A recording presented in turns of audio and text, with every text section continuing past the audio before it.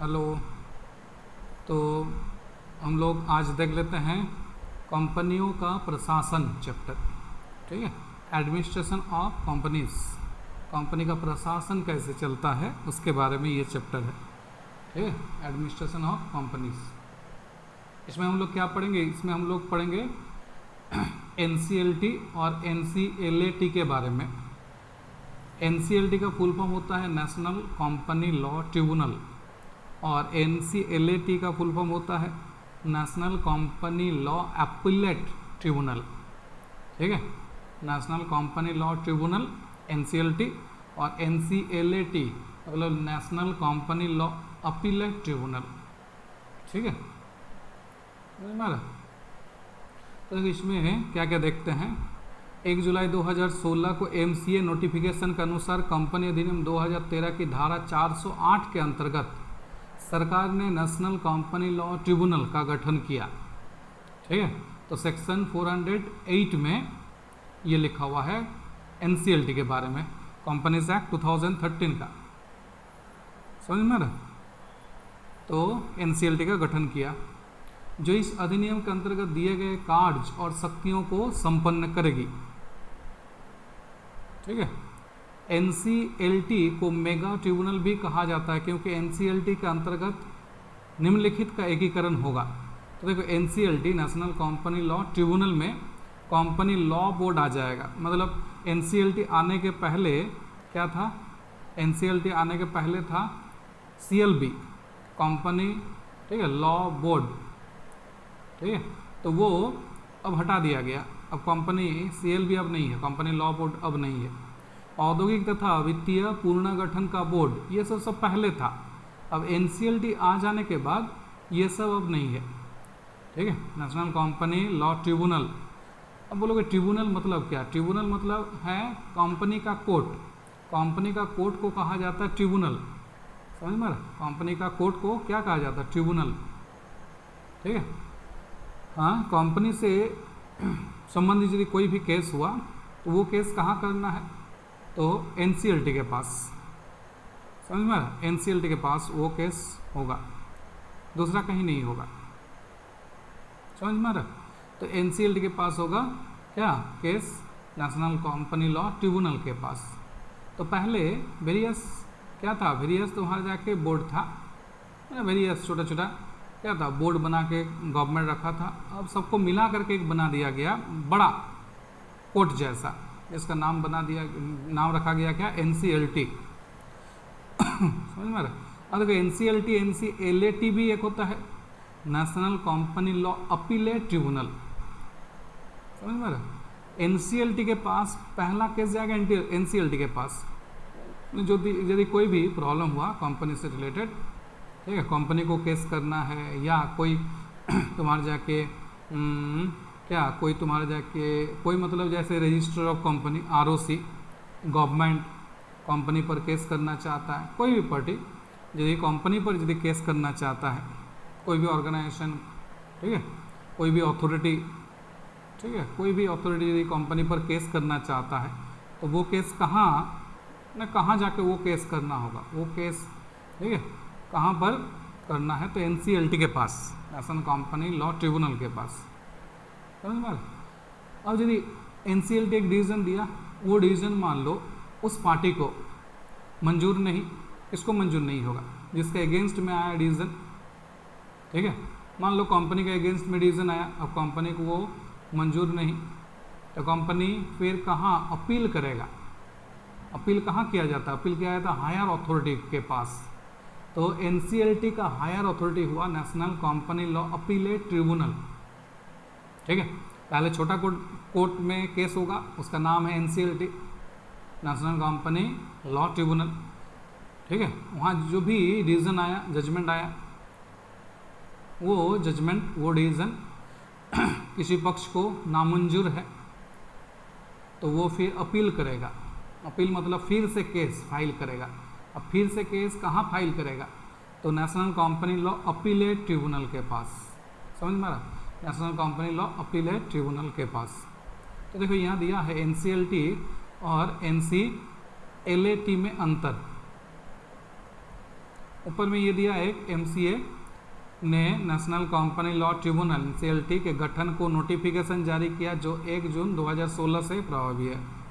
मतलब companies act 2013 में इसका प्रोविज़न बनाया गया था NCLT का, लेकिन वो अप्लाई नहीं हो सका 2013-14 में, 16 में जाके वो प्रभावी हुआ।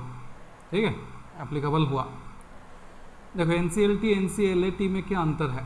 NCLT के पास प्राथमिक अधिकार क्षेत्र है तथा NCLAT के पास अपीलीय अधिकार क्षेत्र है, अपील करने का। ठीक है, NCLAT NCLT की अपेक्षा बड़ी न्यायिक शक्ति है। अभी बोले कि हायर अथॉरिटी के पास हम लोग क्या करेंगे, अपील करते हैं। अपील मतलब फिर से केस करना। ठीक है, भाषा थोड़ा चेंज हो जाता है, लॉ का लैंग्वेज थोड़ा सा अलग होगा ना। जैसे कॉमर्स में हम लोग पढ़ते हैं, अकाउंट्स का लैंग्वेज अलग होता है, लॉ का लैंग्वेज यहाँ भी पढ़ रहे हैं। इन फ्यूचर तुम लोग फाइनेंशियल मैनेजमेंट का लैंग्वेज पढ़ोगे, ऑडिटिंग का लैंग्वेज पढ़ोगे। ठीक है, सबका एक अपना अपना लैंग्वेज है। तो वही अपील मतलब क्या, अपील मतलब हायर अथॉरिटी के पास जाके क्या करना, हाँ, फिर से केस दायर करना।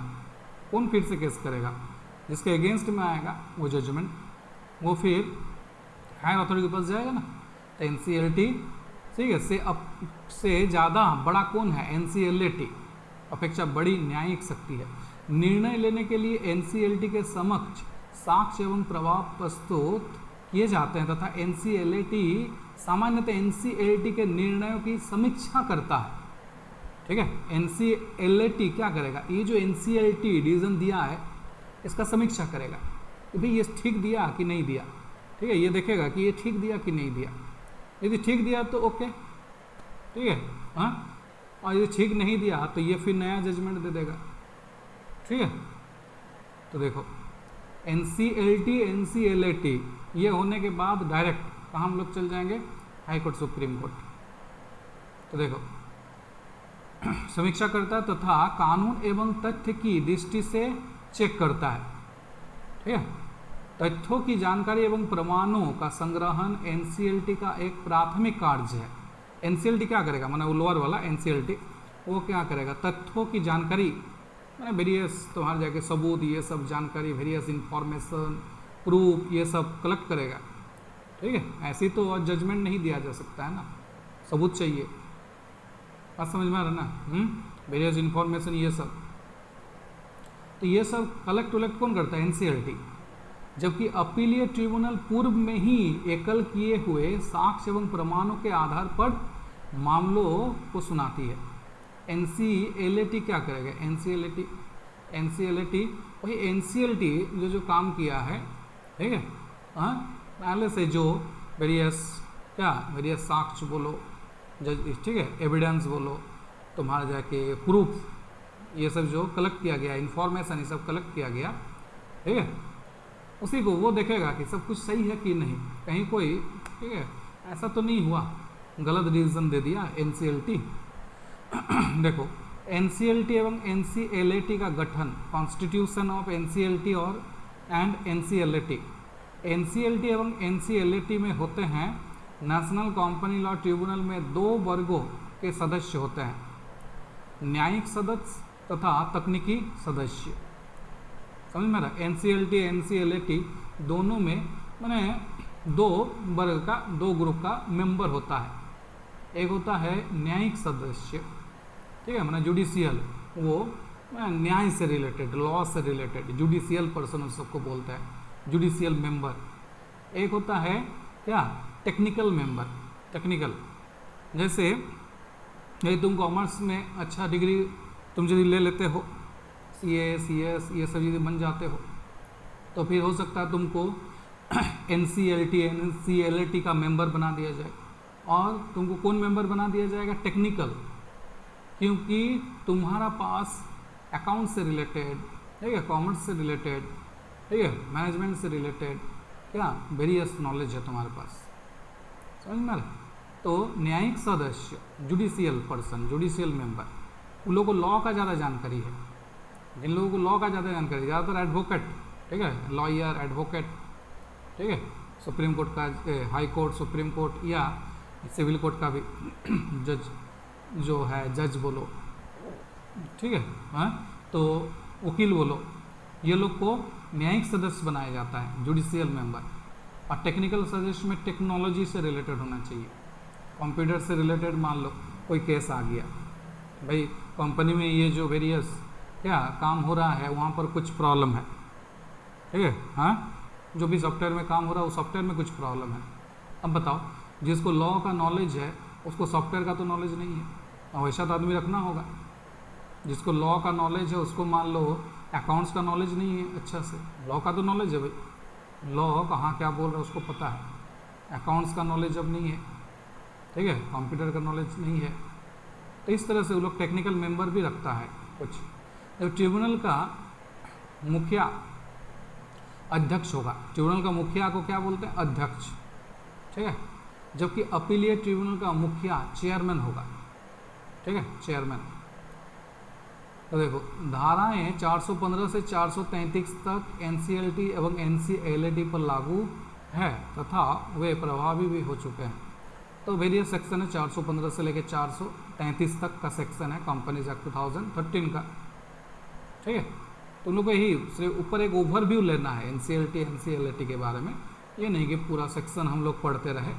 तुम लोग के लिए सेक्शन ऑक्शन नहीं है, ठीक है, बीकॉम में ओनली एक ओवरव्यू लेना है तुम लोग को, समझ में आ रहा है। तो देखो बेनिफिट्स ऑफ द कॉन्स्टिट्यूशन, तो benefits of the constitution of NCLT and NCLT on company law litigations, ठीक है, कंपनी लॉ का जो लिटिगेशन होता है उसमें इसका बेनिफिट क्या है। तो ये देखो ये, ठीक है, नेक्स्ट वीडियो में देखते हैं, ओके।